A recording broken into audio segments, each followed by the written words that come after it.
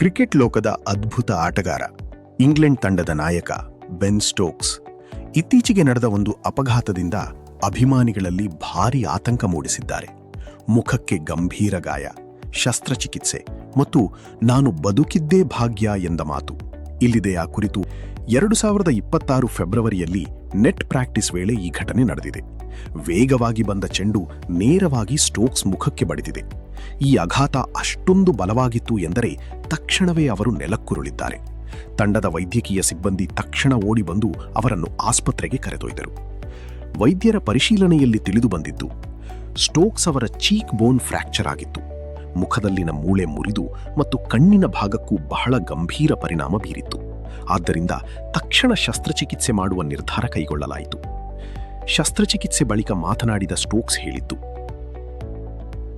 ನಾನು ಬದುಕಿದ್ದೇ ಭಾಗ್ಯ. ಚೆಂಡು ನೇರವಾಗಿ ನನ್ನ ಮುಖಕ್ಕೆ ಬಂದು ಬಡಿಯಿತು.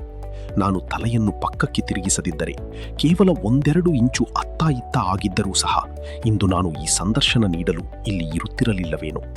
ಇಲ್ಲಿ ಕೆನ್ನೆಯ ಮೂಳೆಯ ಕೆಳಗೆ ತುಂಬಾ ಹೊಡೆಯ ಬಿದ್ದಿತ್ತು. ಅದೃಷ್ಟವಶಾತ್ ಪ್ರಾಣಾಪಾಯದಿಂದ ಪಾರಾಗಿದ್ದೇನೆ.